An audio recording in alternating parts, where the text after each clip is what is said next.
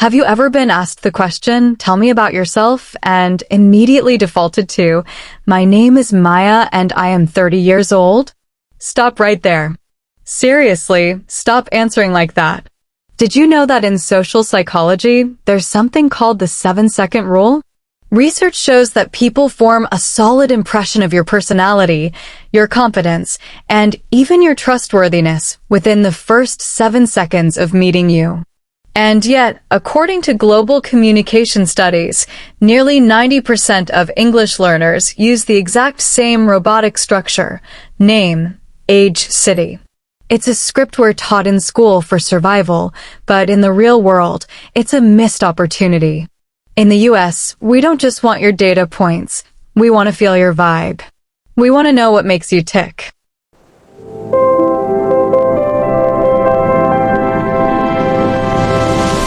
Welcome back to American Chapter.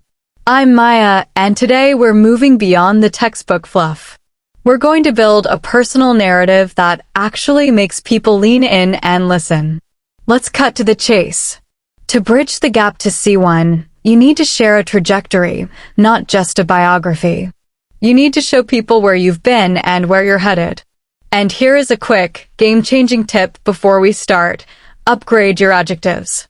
If you want to sound advanced, you have to stop speaking in black and white. You need color.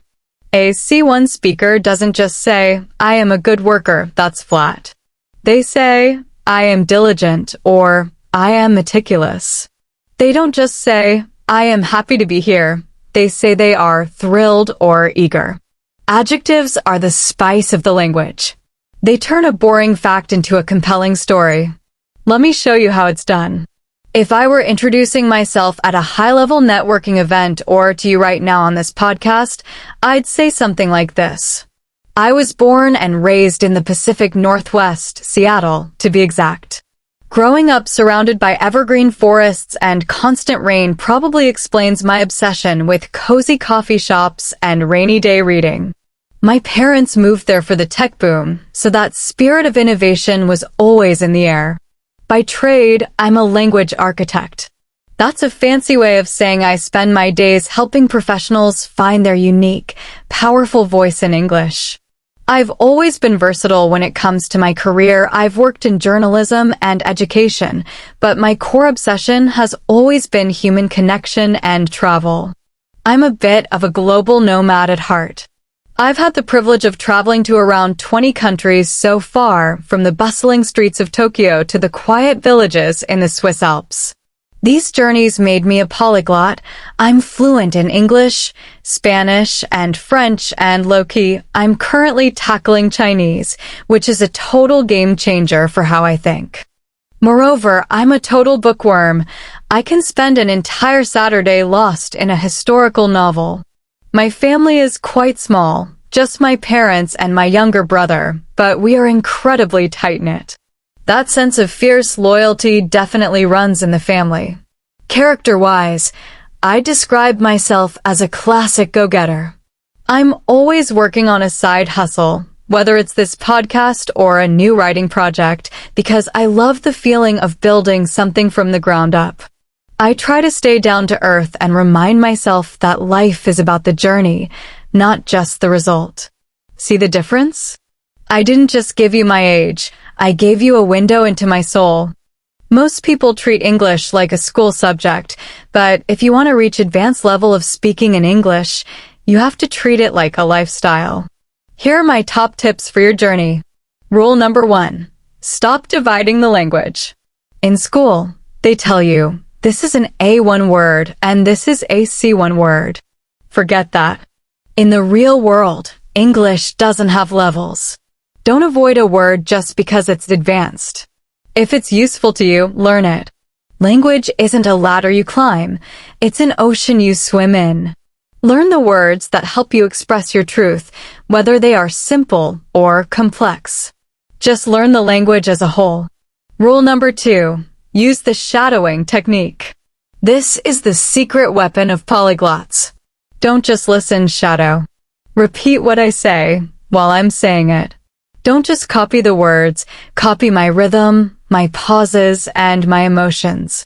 This is how you build muscle memory in your tongue. Rule number 3, use an active notebook. When you hear a new word in this podcast, don't just write it down by itself.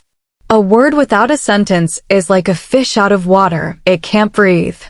Always write the full phrase or a complete sentence.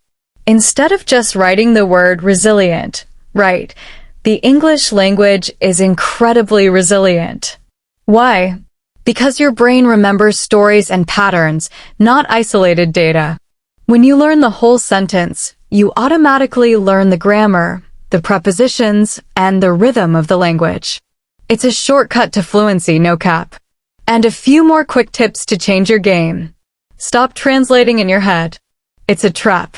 If you translate, you'll always be 2 seconds behind the conversation. Start linking English words to images and feelings, not to your native language. Consistency over intensity. Studying for 15 minutes every single day is 100 times better than studying for 5 hours once a week.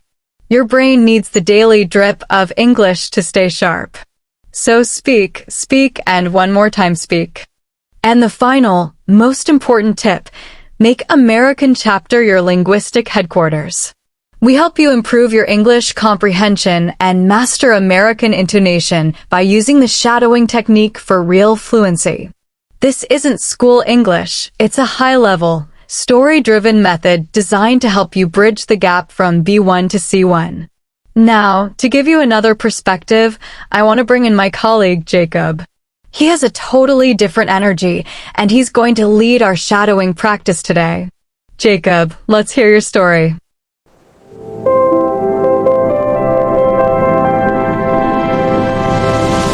Thanks, Maya. And for real, guys, the name and age routine is a total conversation killer. It's like reading the back of a cereal box. You've got to give people a hook, something they can ask a follow-up question about. Now listen closely. I'm going to introduce myself slowly. This is your first shadowing practice. I want you to repeat after me during the pauses. Mimic my rhythm, my American accent, and my energy. I'm Jacob. I'm 28, and I'm someone who lives for the grind. I'm someone who lives for the grind. I'm originally from the Midwest, the Chicago area. I'm originally from the Midwest, the Chicago area. So I grew up with that work hard, play hard mentality. So I grew up with that work hard, play hard mentality. My father was a mechanic. My father was a mechanic, and I spent my childhood getting grease on my hands in his garage. And I spent my childhood getting grease on my hands in his garage, which turned me into a massive gearhead. Which turned me into a massive gearhead. By day, I handle the technical side of language mastery. By day, I handle the technical side of language mastery. Focusing on the mechanics of how we speak. Focusing on the mechanics of how we speak. But when I'm off the clock, the gym is my sanctuary. But when I'm off the clock, the gym is my sanctuary. I'm a total gym rat. I'm a total gym rat. I prioritize my physical health. I prioritize my physical health. Because I've found that a heavy lifting session is the only way to keep my mental game sharp for the week. Because I've found that a heavy lifting session is the only way to keep my mental game sharp for the week. As I mentioned, I've got a huge passion for cars, specifically American muscle cars.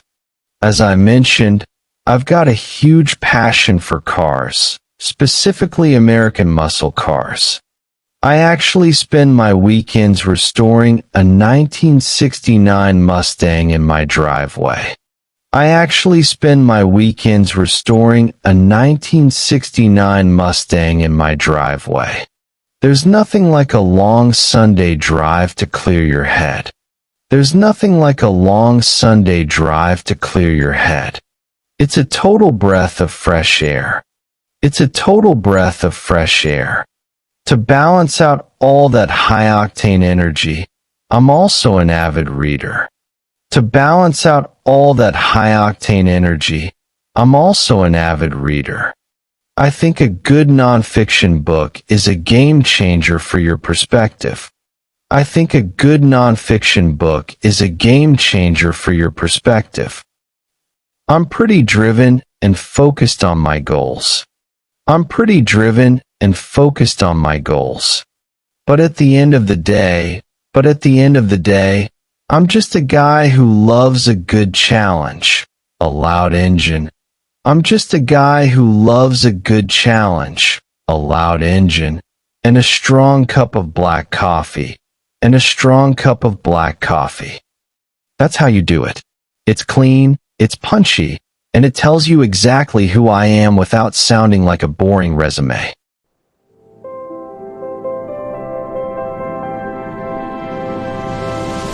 All right, everyone, open those active notebooks. We're going to break down the 15 tools we used in our narratives today. I'm going to say the word, explain it shortly. Repeat after me, mimicking my rhythm and my American vibe exactly. Part 1. 5 advanced words. 1. Nuanced, having small, complex, and important qualities. Your intro needs to be more nuanced than just, I like sports. 2. Versatile, able to adapt or be used in many different ways. In 2026, you have to be versatile to succeed. 3. Trajectory, the path followed by an object or a person's life. I love her career trajectory from intern to CEO. 4. Authentic, real, genuine, and not a copy. People connect with authentic stories, not perfect ones. 5. Prioritize, to determine the order for dealing with a series of items or tasks according to their importance. I prioritize my family over my work every time. Part 2. 5 idioms. 1. To cut to the chase, to leave out the unimportant parts and get to the main point. Let's cut to the chase. How much is this going to cost? 2. To run in the family, a trait or ability that is common to all or most members of a family. Being tall runs in the family. 3. A breath of fresh air, someone or something that is new, different, and refreshing. Her new ideas were a breath of fresh air for the company. 5. A go-getter, an aggressively enterprising person, a hustler. If you want to get promoted, you need to be a go-getter. 5. Down to earth, with no illusions or pretensions, practical and realistic. For a famous actor, he's surprisingly down to earth. Part 3. 5 American phrases/slang. 1. Vibe, the mood or character of a person, place, or situation. I'm really feeling the vibe of this new city. 2. Side hustle, a secondary business or job that a person has in addition to their primary career. My side hustle is selling vintage watches online. 3. Low-key, to a limited extent, quietly or secretly. I'm low-key excited for the weekend. 4. Game changer, a person, an idea, or an event that completely changes the way a situation develops. This new software is a total game changer for us. 5. For real, used to highlight that one is being serious or that something is genuinely true. Wait, did that actually happen? For real. Guys, you crushed it today. Remember, your introduction is your elevator pitch to the world. It's your first American chapter.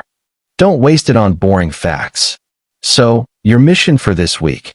Take one of these phases, write your own 30-second narrative in your notebook, and record yourself saying it. Listen back. Does it sound like an ID card? Or does it sound like you? I'm Jacob, and it's been an absolute blast working with you today. Stay sharp, stay consistent, and I'll catch you in the next one. Peace.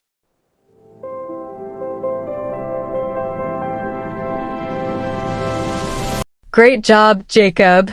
And a huge thank you to everyone listening. Today, we didn't just learn an introduction, we learned how to claim our space. We moved from robotic facts to a nuanced, authentic story that shows the world your true vibe. Remember, your story is your power. Whether you're a go-getter or a global traveler, Make sure you're memorable. If this episode helped you, please hit that subscribe button and leave us a review. It helps this community grow. Check the description for your personal narrative blueprint. We want to read your new intros in the comments. I'm Maya. This is American Chapter. Keep practicing, stay consistent, and we'll see you in the next one. Bye.